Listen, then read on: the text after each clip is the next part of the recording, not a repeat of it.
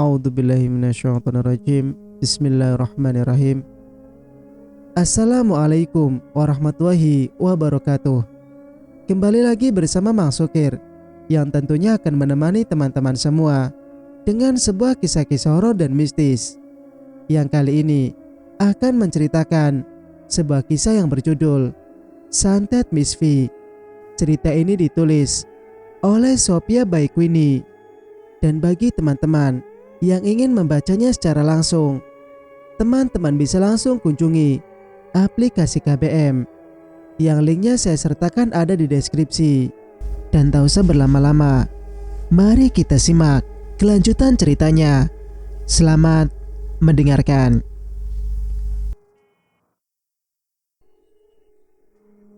Mata Mbak Kurandil terbeliak saat nama mantan istrinya disebut oleh Ujang. Jangan atuh Ujang. Mana mau dia datang ke sini.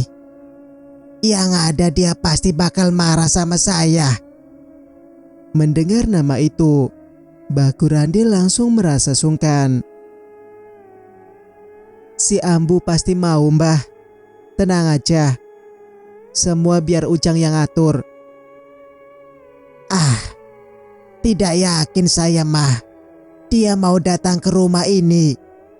Jawab Mbak Kurandil penuh rasa tidak percaya. Ujang hanya tersenyum kecil. Entah mengapa dia begitu yakin kalau si Ambu mau menolong mereka saat ini. Setelah pamit pada Mbak Kurandil, dia pun bergegas menuju arah barat desa, di mana rumah seorang wanita tua yang akan ditemuinya berada. Singkat cerita, sesampainya di sana Ujang mengetuk pintu dan mengucapkan salam dengan sopan. Assalamualaikum. Tak ada jawaban apapun dari dalam. Ujang kembali mengetuk pintu untuk kedua kalinya. Tak lupa kembali mengucapkan salam. Assalamualaikum. Suara Ujang lebih dikeraskan lagi, tapi tetap dalam kesopanan yang dijaganya. Tak berapa lama terdengar jawaban dari dalam rumah. Waalaikumsalam. Suara seorang wanita terdengar. Lalu pintu berdenyit perlahan. Ambang pintu pun terbuka. Seorang wanita tua dengan wajah berseri, masih mengenakan pakaian sholat lengkap, tersenyum pada Ujang. Oh, Ujang. Ada apa ya? Tanyanya heran saat melihat kedatangan kaki tangan Mbah Kurandil itu ada di hadapannya. Ini Ambu, ada sesuatu yang harus Ujang sampaikan. Titipan Simbah. Ujang terbata-bata. Ada apa lagi atuh eta aki-aki? Belum bosan jadi dukun dia. Si Ambu nampak emosi begitu mendengar nama Mbah Kurandil. Tak lupa dia mempersilakan Ujang masuk dan duduk di rumahnya, lalu menghidangkan secangkir teh manis hangat untuk Ujang. Ini masalah cukup genting Ambu. Hanya pada Ambu kami minta tolong. Minta tolong? Sejak kapan aki-aki yang katanya sakti mandraguna itu butuh pertolongan wanita bodoh seperti Ambu, Jang? Sindir si Ambu. Ujang terdiam. Rupanya wanita itu masih menyimpan kekesalan dan kekecewaan yang mendalam pada mantan suaminya itu. Punten atuh Ambu. Si Mbah Kurandil saat ini tengah kebingungan dan sangat membutuhkan kehadiran Ambu di rumahnya, ujar Ujang. Ada apa ini teh sebenarnya? Ambu jadi bingung. Masalahnya teh apa? Ngedadak Ambu suruh membantu. Membantu apa tuh, Jang? Si Ambu benar-benar bingung. Maka Ujang menceritakan segalanya tentang Arima yang kini tengah terbaring tak berdaya di rumah Mbah Kurandil. Dasar aki-aki tak tahu malu. Tidak ada kapoknya mencelakakan orang lain. Sekarang biar dia kena batunya. Biar kerasa apa yang sudah dia lakukan selama ini pada orang lain, ujar si Ambu kesal. Ambu, tolonglah. Kasihan Neng Arima. Kami takut kalau tidak diobati, Neng Arima teh mati di rumah Simbah. Lalu Simbah bakal dipenjara atuh kalau begitu mah. Apa Ambu tega Simbah Kurandil yang sudah setua itu dipenjara? Jawab Ujang. Si Ambu terdiam. Dia memang marah dan sangat kecewa pada mantan suaminya itu. Tapi tak tega juga kalau pria setua dia harus masuk ke dalam penjara. Ambu menghela napas berat. Lalu harus bagaimana Ambu Tejang? Sekarang Ambu ikut saya ke rumah Mbah Kurandil. Bantu urus perempuan itu di sana. Karena Simbah sungkan katanya. Dia bukan mahromnya. Jawab Ujang kembali. Si Ambu terdiam. Satu-satunya kelebihan mantan suaminya itu memang tak pernah tergoda pada perempuan lain selain dirinya. Dia pantas bangga karena Mbah Kurandil hanya mencintainya. Jika saja pria tua itu mau melepaskan profesinya sebagai dukun, tentu mereka tak akan berpisah. Terbayang puluhan tahun yang lalu, saat meninggalkan rumah besar itu, emas beserta tumpukan uang hasil dari perdukunan suaminya. Aku lebih baik hidup susah daripada harus bergelimang harta hasil dari menyakiti orang lain. Hasil dari musyrik menyekutukan Allah. Naudzubillah. Itulah kalimat yang diucapkan sebelum akhirnya pergi. Setelah hari-hari mereka dipenuhi dengan pertengkaran karena perbuatan jahat mantan suaminya itu. Namun saat itu Mbah Kurandil tengah dimabuk ketenaran. Pamornya yang tengah naik sebagai dukun santet terhebat membuatnya memilih tetap berada dalam kemusyrikan dan lebih rela ditinggal oleh istri tercintanya. Dia berpikir suatu saat si Ambu akan kembali padanya karena pasti membutuhkan uang. Ternyata semuanya salah besar. Wanita itu tak pernah kembali. Dia memilih meninggalkan apa yang mereka miliki. Rumah besar, uang, dan hektaran lahan dan sawah yang kini dimiliki Mbah Kurandil tak membuatnya silau. Wanita itu memilih tinggal di rumah kecil seperti saat ini. Kini dia memintanya kembali untuk menolongnya. Apa yang harus dia perbuat? Rasanya segan bertemu pria sombong dan egois itu. Akan tetapi tak tega juga jika mendengar apa yang tadi Ujang tuturkan. Kasihan juga Neng Arima Ambu. Setiap hari kesakitan, menjerit-jerit sendiri. Pokoknya kalau Ambu melihat dengan mata kepala sendiri, pasti tak tega. Kang Ujang kembali merayu wanita itu. Setelah terpakur lama, akhirnya si Ambu mengalah. Dia pun berujar, "Baik, saya akan datang ke sana. Kamu tunggu di sini, saya gantimu kena ini dulu." Ujarnya lalu bangkit untuk berganti pakaian. Ujang tersenyum lega. Alhamdulillah rencananya berjalan lancar. Mudah-mudahan dua orang yang masih saling mencintai ini bisa bersatu kembali. Doa tulus Ujang untuk Mbah Kurandil dan Ambu yang sepertinya masih saling mencintai. Ujang dan Ambu berjalan beriringan. Mereka tergesa-gesa agar bisa sampai ke kediaman Mbah Kurandil sebelum maghrib tiba. "Kenapa harus sesore ini atuh Jang?" tanya Ambu. "Maaf atuh Ambu, maunya pagi-pagi. Tapi Mbah Kurandil merasa tak enak hati. Sungkan sama Ambu. Takutnya Ambu menolak permohonan kami ini," jawab Ujang. Tak berapa lama keduanya tiba. Ujang kembali membuka tanpa mengucap salam terlebih dahulu. Langsung masuk ini teh? Tanya Ambu kembali. Iya Ambu, langsung saja. Mbah sudah menunggu di ruang istirahatnya. Kenapa tidak di ruang tamu saja, Jang? Lebih enak. Tadi banyak tamu yang datang Ambu. Simba sedang tidak mau menemui pasien. Katanya mau istirahat dulu beberapa waktu. Dia mau menenangkan hatinya dulu, jelas Ujang. Bagus atuh. Mungkin majikan kamu teh bosan jadi dukun, tukas Ambu. Mudah-mudahan jadi ustadz ya Ambu, kata Ujang. Halah, ustadz apa? Huruf hijaiyah saja tidak hafal dia mah, gerutu Ambu. Ujang terkekeh.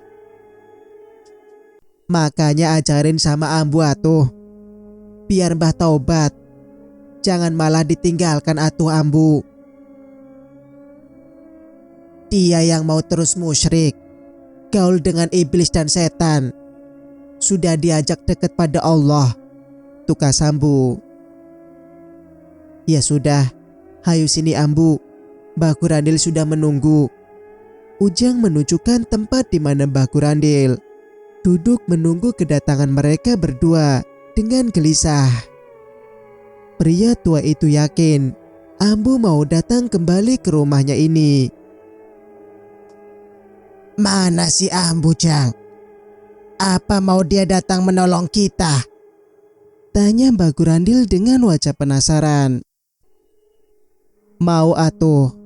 Siapa dulu yang menjemputnya? Ujang gitu loh. Pria bermata belo itu menepuk dadanya. Jangan bercanda kamu Ujang.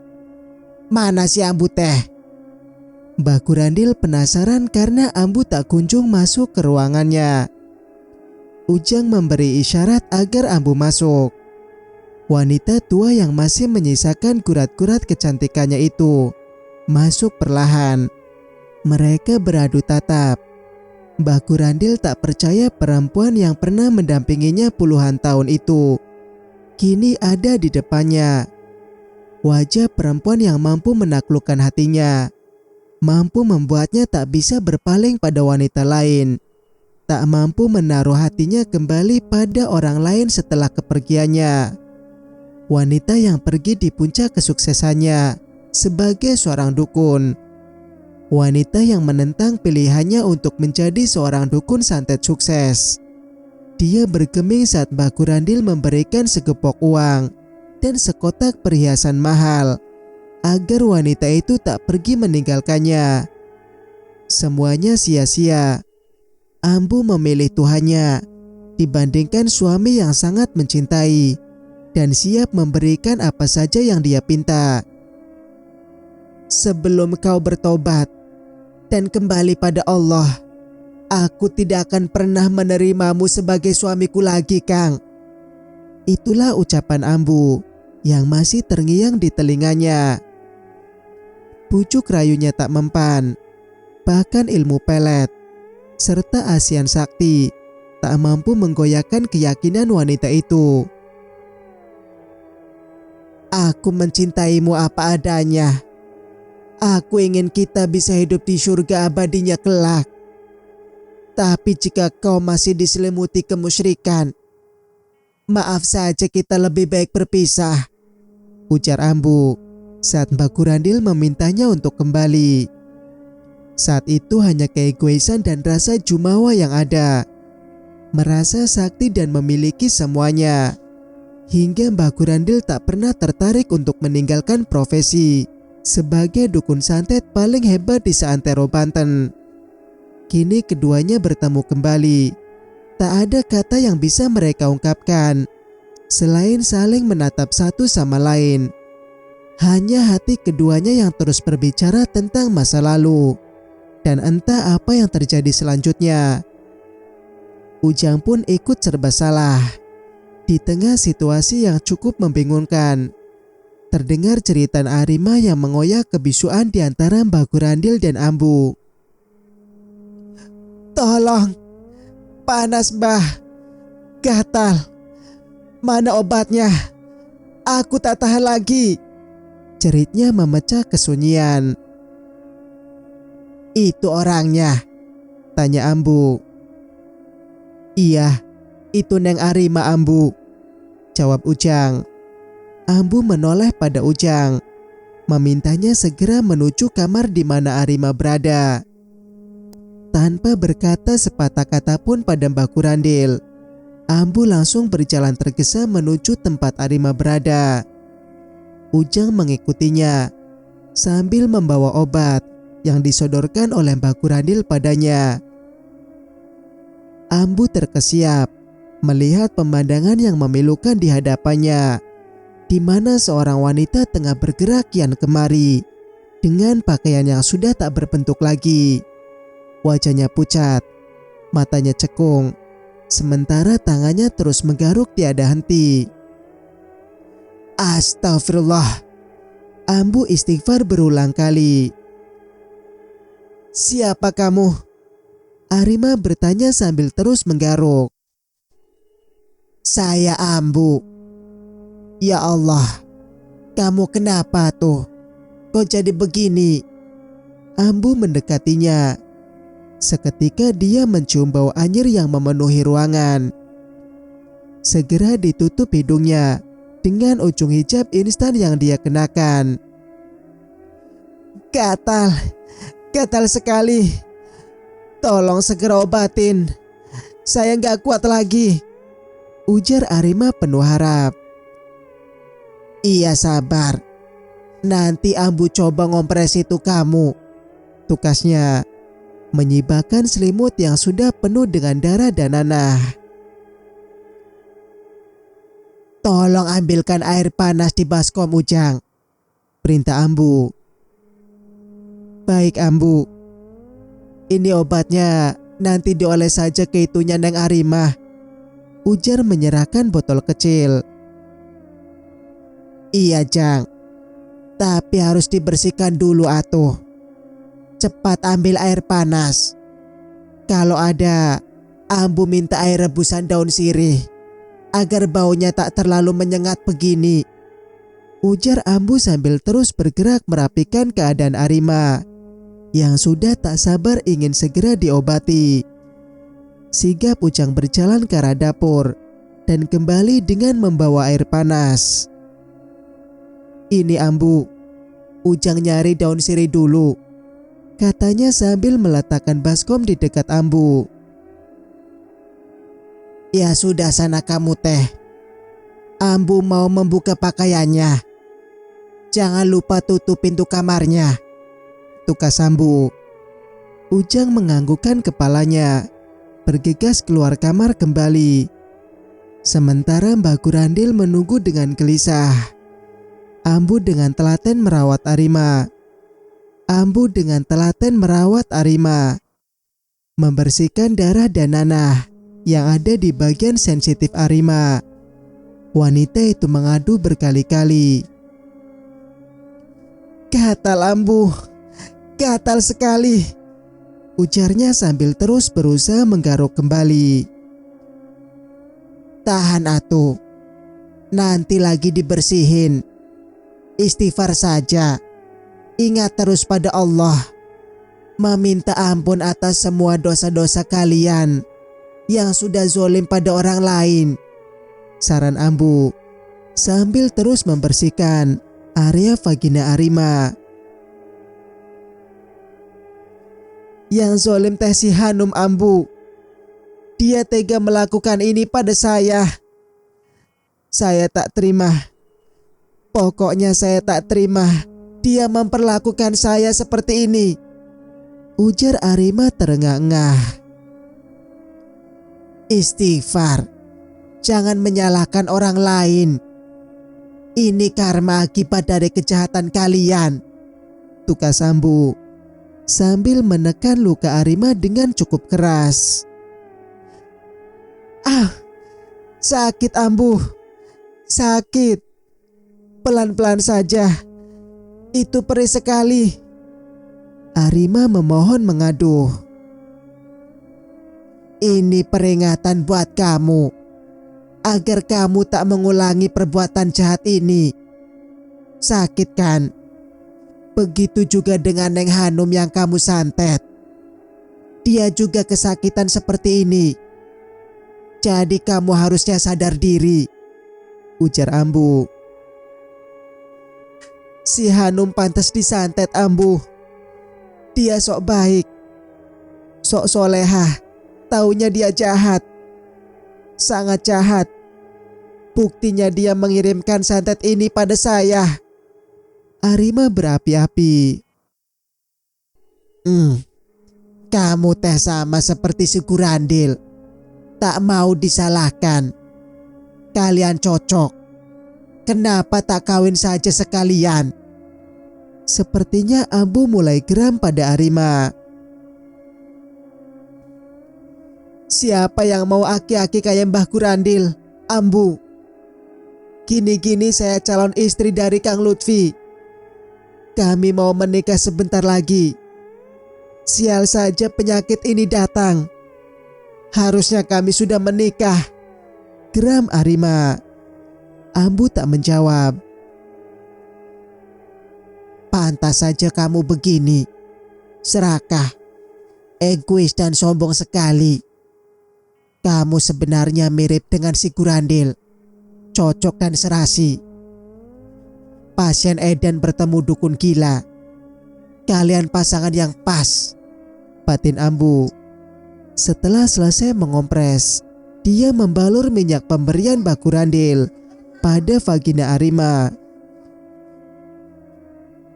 Mudah-mudahan agak reda gatalnya. Saran saya, lebih baik kamu minta maaf dan mengakui semua kesalahan kamu pada Neng Hanum. Mumpung ada kesempatan untuk meminta maaf. Kalau kamu mati tertutuplah kesempatan itu, maka dosamu akan 2 kali lipat pada Hanum dan pada Allah. Ingat dan camkan itu. Hukuman di dunia saja kamu sudah tidak kuat. Apalagi hukuman di neraka nanti, yang panasnya ribuan kali dari ini. Jangan sombong dan egois, karena itu hanya memberatkan amal buruk kamu. Tanda Sambu bangkit. Arima terdiam. Dasar perempuan ini. Siapa sih? Sepertinya sangat membenci Mbah Gurandil. Tanya Arima dalam hati. Ujang, tolong ambilkan air hangat kembali, teriak Ambu pada Ujang. Iya Ambu, segera. Ujang buru-buru memberikan apa yang Ambu minta. Tak berapa lama dia datang kembali dan menyerahkan ember serta baskom yang berisi air panas. Di ember air dinginnya Ambu, tinggal dicampurkan saja, kata Ujang. Ambu mengangguk. Ujang bergegas keluar lagi. Sini badan kamu sekalian Ambu bersihkan, biar tidak terlalu bau. Sudah berapa hari kamu tidak mandi? Tanya Ambu pada Arima. Tidak tahu Ambu, lupa, jawab Arima sekenanya. Dia pun memang sudah lupa kapan terakhir kalinya dia mandi. Walah, pantesan badan kamu bawalang sengit begini. Ambu membuka pakaian Arima satu persatu. Ini karena Mbah Gurandil Ambu. Dia gagal mengirimkan santet pada Hanum. Jadinya ya begini. Dasar dukun tua tak tahu diri. Ngaku saja dukun paling sakti. Taunya zong. Gagal. Gagal juga ujungnya. Arima menggerutu. Ambu menatapnya dengan pandangan tak suka. Entah mengapa dia kesal pada Arima saat menjelekan mantan suaminya itu. Makanya kamu jangan tergantung pada manusia. Karena setiap manusia itu punya sisi kelemahan. Bukan Tuhan. Bukan Allah yang maha kuasa dan maha segalanya. ujar Ambu sambil membersihkan tubuh Arima. Wanita itu mengerang perlahan. Perih dan gatal masih tak hilang dari tubuhnya. Walau setelah dikompres dan diobati rasanya sedikit berkurang. Tapi dia ngaku paling hebat, paling sakti pada semua orang. Kan gila itu, gerutu Arima. Dia mendengus kesal. Yang lebih gila dan blow on ya kamu. Percaya saja omongan dia. Mana ada manusia sakti yang bisa ngatur-ngatur hidup orang lain. Bikin orang berpisahlah, bercerai, mati atau apalah itu. Kamu pikir Tuhan tidak melihatnya? Sekarang rasakan oleh kamu. Ketika kuasa Allah sedikit saja ditunjukkan, gagallah santet itu. Dan Allah memperingatkan, jika apa yang Hanum rasa, kini kamu rasa. Gimana? Enak tidak disantet alat kewanitaan seperti Hanum? Ambu menatap Arima. Wanita itu tak menjawab. Ambu menaburkan bedak katal di sekujur tubuh Arima. Tak lupa juga minyak kayu putih, agar aroma badan wanita itu tak terlalu bau menyengat. Lagi pula, jangan sesekali memberikan ini pada orang yang bukan haknya. Suami kamu. Ambu menepuk alat sensitif Arima. Hingga wanita itu sedikit terkaget-kaget dibuatnya. Ambu tahu seperti apa perbuatan wanita seperti kamu. Tubuh bagus dimurah mareh. Diobral ke siapa saja yang mampu bayar. Tidak punya harga diri sama sekali. Lanjutnya. Arima benar-benar tertohok dengan ucapan Ambu. Dia hanya mengerling lalu menundukkan wajah. Tak berani lagi melihat pada wanita tua yang masih terlihat cantik ini.